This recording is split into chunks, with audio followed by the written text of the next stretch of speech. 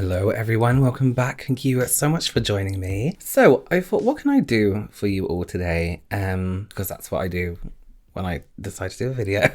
And yesterday I watched a video here on YouTube from one of my favorites, Katie Hodges, and she did a video called reacting to my first ever YouTube video. And a lot of people have done these. I've never really watched them. Hers is one of the first ones I watched, and it really got me thinking how makeup skills develop and how makeup develops and how trends develop as well. And it got me thinking about how I used to do my makeup when I first started doing makeup. And back then, my own makeup wasn't priority. I became a makeup artist to do makeup on models and clients. I would very rarely wear makeup, but those odd times that I did weren't exactly the best. So I thought I would recreate that for you today. It's not going to be anything crazy. I definitely went through like an emo stage when I was younger, but black eyeshadow, you know, that's it basically. One thing I think that's really great about being a makeup artist, especially now as a time period, the period of social media. When I became a makeup artist, social media had nothing to do with makeup in any way at all, and a lot of the social media platforms weren't actually invented. So what's great about being a makeup artist now, and even an influencer now, this is still being an influencer is still very new for me, but being in this kind of space, it's so important as a makeup artist to keep developing your skills. If you think you know everything as a makeup artist, you don't. You have a lot to learn, especially now as there's a new trend almost every single month or every single week. You have to learn how to do those trends. I got a lot of personal development and growth in my artistry from the makeup artists around me throughout my career. And also very recently, I asked a friend of mine who's a makeup artist to teach me how to do a certain look that is a newer kind of look, because you have to keep developing everything that you do. It isn't like I'm a makeup artist now, I suddenly know everything, and every new trend that comes along, I know exactly how to do that. It's so important to keep developing your skills. And I think we can see that from like past videos of ourselves and past pictures of ourselves. Luckily, as I said, when I started doing makeup, taking pictures of yourself and selfies and all that kind of stuff, it wasn't really a thing to be around. So thankfully, because it would have been very embarrassing. Okay, just before we get into that day, if you don't know who I am, if this is your first time here on my channel, thank you so much for joining me. My name is Robert. I'm a professional makeup artist here on YouTube, and also in real life, it's my goal to help you become a pro yourself, or just someone who's really good at makeup. So if that sounds like something you are interested in, then please consider subscribing. I'm extra nasally today. I've just drank dairy and it makes me all like congested. Okay, so let's do it. I'm going to do it in the order and explain as I go how I would have done when I was young. And as an added bonus for you all, if you haven't seen my story time video, one of my first ever jobs like in makeup was working for MAC when I was 18, and the story time is about my interview and how terrible it was. Basically, I'm just going to recreate the eye look that I did on my interview today, so maybe watch that after this. Okay, so first thing I'm going to do is start off with my skin. I wouldn't have really done much prep back then. Now I start with eyes and move on to the face afterwards. For me, it's time saving, just to stop like fallout, things like that, and you can tidy up your eye shape. So I'm going to go in with a foundation that is slightly deeper than my skin tone, just because, you know, being British, a lot of us want to be slightly tanned because we never really get the sun. So I'm using the brush too nice. One thing I would have done back then is kind of use a lot of foundation and also a foundation brush just like this. And this is actually one of my first ever brushes I had. It's a really old brush. And you'll see a lot of my old brushes have nail polish on the end. This is actually clear nail polish and platinum pigment, because when you go on like set, and I would have done everywhere, I would have even done my eyelids, or you're on a job, or even if you just work retail, it was a way to distinguish your brushes between everyone else's. And trust me, people would try it and steal your brushes all the time. So I'm going to do quite a generous layer. As a makeup artist as well, I still find it not hard, but I do find it harder to do makeup on myself than on other people, because that's how I trained, was on other people, and that's what I was doing my whole life, was makeup on other people. And I say it like quite often as well, doing makeup this way for years and years and years and years, and then having to flip your hand and your brush and your motions this way is a lot more challenging than I think some people realize. As someone who didn't grow up doing makeup on myself, you know, like a lot of people do now, I didn't really have that practice. So I would have done this, and then I probably would have gone in with my fingers and just made sure that everything was blended, but not in a nice way. I just would have done this. Now, concealer back then, so I obviously learned about color theory, but I didn't put it into practice just yet in terms of color correction and subtle color correction under the eye, as in using a concealer shade that was maybe slightly warmer than my natural skin tone. So I used just a lighter concealer, and I would have put this just anywhere where I felt I needed brightening, or anywhere I had blemishes. I didn't really care if it was the same shade as my skin or not. And then I would have just used my brush and just wiped it. So we're going to go back in with more foundation.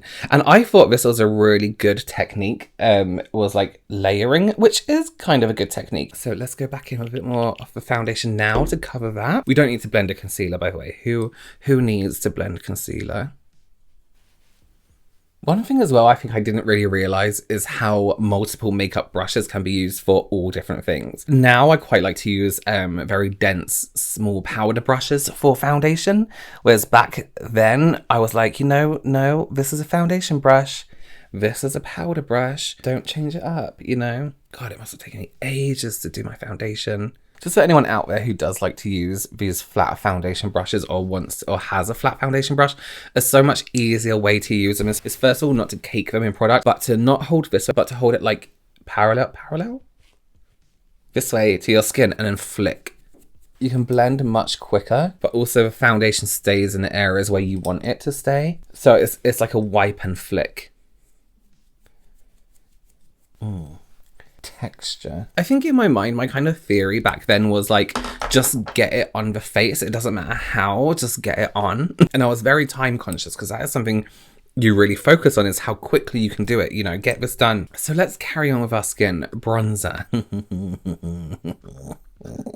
This is also one of my first brushes because it has the silver on there. These aren't actually in my professional kit anymore. They're too battered for me to carry around and whip them out and be like, That's if I was doing like weddings or, private clients, things like that. If I was on set, doesn't matter, I don't care. I prefer to keep them. And they're kind of like treasures for me because they're the original, I don't use MAC products anymore, but they're my original MAC brushes. So they have memories. So bronzer to me was very much everywhere. So it wasn't like a sculpting or shaping situation or a subtle situation. It was almost like adding another depth of color to my skin. And let me just say as well, this is in no way what I would have done on clients back then. I'm sure my makeup has greatly improved since back then, and maybe I wasn't the best. And that's a case you'll find with a lot of makeup artists. The makeup they do on themselves a lot of the time isn't reflective of what they would do on other people. It's like you're aware that what your preferences aren't necessarily everyone else's. Like a chef would cook food they hate for people who like it, that kind of thing. So let's move on to nose. I had an obsession with contouring my nose to a point. I would look in the mirror straight on, don't care about this way, straight on, and I would contour my nose to a point where it looked, how would you describe it? Stupid. And I would use eyeshadow for this step. So, oh my God. I mean, my makeup was bad, but it wasn't that bad. It looks worse on camera, but this is how I liked it. It made sense to me that to be, this deep. So I'm going to go into my contour book, and I would use an eyeshadow that was a grayer, like taupey tone, literally like this here, this one. And I would follow from the corner of my eyebrow and literally draw a shape like that. You've seen this online. Did I care if it suited the rest of my face or if it was in shape with the rest of my face? Absolutely not. This is no joke. I would have gone harder than this actually. So I would have laid down this colour, and this would have been like my base colour.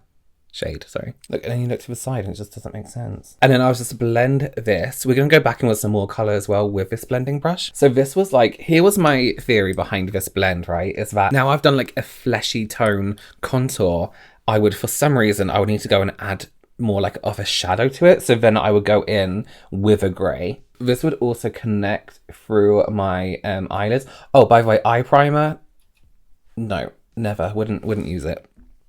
Can you imagine me? No eye primer. I would just loop it in this shape. So it would go from my lid down to here, which I believe is also actually a drag queen kind of move. Oh, don't forget that tip. I would shade in this tip right to the end here. So now I'm going to take a pure grey, just very lightly on my brush, and I'm just going to dust the edges. I used to think this looks so real, and I would like stand like, you know, like mistakes we make as children, hey? Yeah. I mean, on camera, it's like, you know, that's acceptable nowadays. So then what I would do also is take a pure white eyeshadow, not like a cream one, like pure white, and that will go down the middle of my nose. At one point I did start to use like the sculpting powders and things like that instead of eyeshadow. That pure white would also go around my eyes here and anywhere I wanted to highlight. I never highlighted with concealer or foundation. It was always with powder. Always. And I would also do the middle of my forehead. I don't do that now because I'm very oily. It just looks like oil. Oh my God, I can't believe I did this to myself. Now, for the eyes, I would go very neutral on the lids. So I would take just like a light, like beigey tone with a slight shimmer just to brighten the whole area because I thought it looked like naturally shiny skin. Now, here's something I didn't do in any way was make any effort to define around the eye shape. So it was like a full face of makeup and then just like eyeball. Like now, like a good liner or like a bit of eyeshadow across the lash line would be really great, or something underneath the eyes would be really great. Well, it wouldn't be great, it would help. No, it wouldn't help. Nothing can help this. So I would then finish up with a loose powder, absolutely everywhere, and loads of it. I did not know how to deal with my oily skin and makeup at this point in time. I was just like powder. Powder helps everything. God. I need to go down here to breathe. I actually didn't have a beard back then either, so there wouldn't have been a beard there, but there would have been a shitload of bronze under my chin. So let's do brows really quickly. Because my brows were so uncontrollable and they did come down a little bit further back then, I kind of keep my brows quite high now because I do this as a job. I need to be able to put makeup on my eyes and it does help to have more space. They were very uncontrollable. They didn't stay up very long. So I would always use mascara to I don't want to do it. I'm going to do it. Now, here's my issue with using mascara in eyebrows is that it's pitch black. Majority of them mattify, so it can make the hairs look extremely unnatural and matte black. And I've seen this as a hack in some videos where they're like, just use mascara. Ran out of brow stuff, use mascara. And it's like, no, it looks extremely unnatural. There's a difference between mascara made for your lashes and mascara and then like a brow mascara, you know, like one that's specifically made, and you'll see that in the texture of a product and the brush itself. Yeah, so now my brows just look like black splodges. And I would also put up my eyes. This is actually the Catherine Zeta-Jones's mascara. It's actually a really nice mascara. Yeah, so I do a bit of mascara on my lashes. And my goal with my lashes was just to get the product on, get them covered, and then I would take a disposable mascara wand and comb through them until I felt like they were less obvious. My brows feel like crispy. So for the lips, I wasn't really into lip colour at all. So I would then take a foundation that was actually a few shades darker than my skin tone. I don't know why I did this. So I would take my lip brush and then a deeper concealer. Why did I think this was a good idea? I think I was obsessed with my lips not being red. And I kind of still am. I don't like redness in my lips for some reason. And I would just like unapologetically block them out like this. Oh my God. That just brought back so much memories looking at my lips. Oh my God. This was my favorite lip shade. I kind of still like it. Sorry, everyone. I know it's horrible. I used to love, there was a shade called Freckle Tone, and that would be like my color to use always. Okay, so this would be like my basic look. I look like someone's drawn my face on. Like, oh, this guy needs a face. Quick, draw one on. So very snatched nose, very dark eyebrows. I'm about 20 different colours, but this is it. This is what I would do. Maybe the lighting was different. Who knows? Okay, so I want to apologise to younger me for taking the piss out of myself now. Because if me back then could see me making this video of myself now, I would be devastated. So apologies to younger me. You did what you had to do. Things get better. Okay. The way I learned to do eyeshadow, blending wasn't an option for me. Blending, who the hell was blending? It was getting it on the face and then just letting it happen. So my first ever makeup palette that I didn't buy it, my mum bought it for me because I had this interview with MAC and I was like, can I just try the eyeshadow palette so I can get the texture? So she bought this eyeshadow palette for me and it was navy blue, yellow, white and brown, and I believe the collection was Naughty Nauticals. So with my knowledge of the current collection that was happening at MAC, I decided to do this look. So I'm going to take a white shade here, and again didn't know what blending was, so I'm just going to press that into a shape halfway across. This is how I did a smoky eye back in the day. Or should we zoom in? Look at that nose. You know what? It wasn't even this good. I'm doing the look justice. That's a really nice colour. That's from BH Cosmetics, the Blueberry Muffin palette. This one. However, I do need more of a navy blue, so I'm going to go into Sample Beauty's the Painter's palette. I think on my Instagram, did I ask for disposable like eyeshadow sponges? How embarrassing. If I remember, I made this shape. Oh my god, what is it? Now, my goal from here would be to make this less wobbly, not blended, just to make it a harsher line.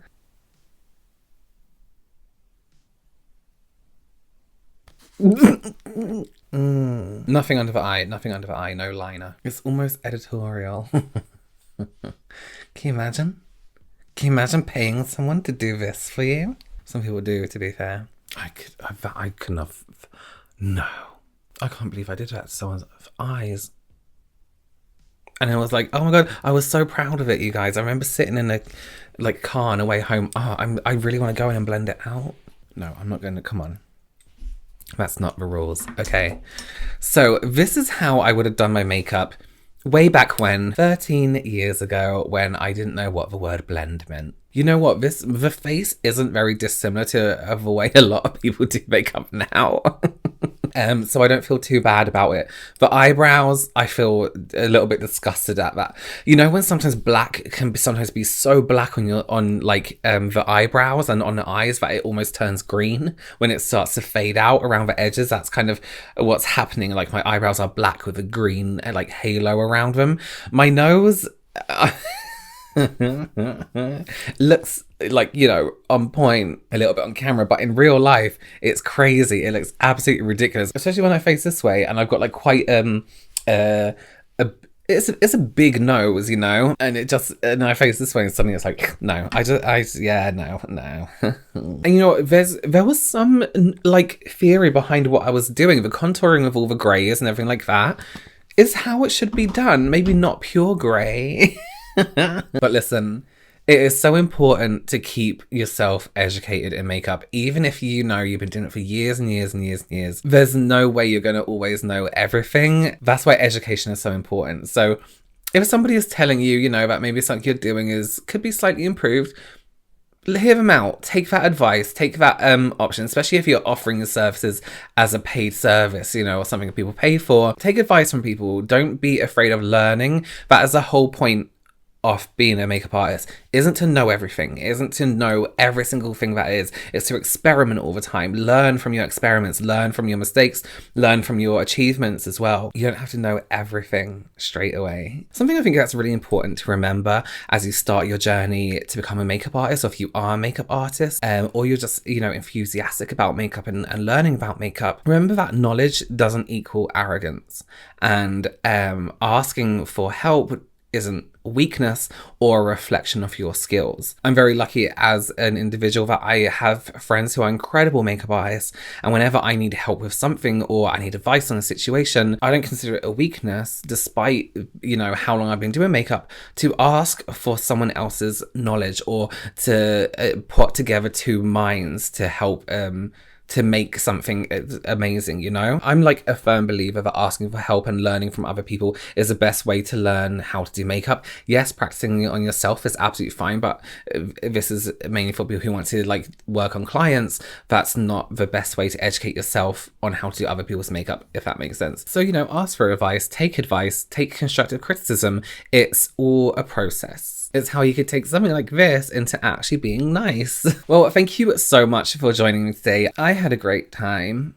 It'll be fun to know some of your old funny makeup habits below that you regret. Not to laugh at each other, but just to kind of be, well, yeah, to laugh at each other. Thank you so much for joining me. I will see you very soon. Bye.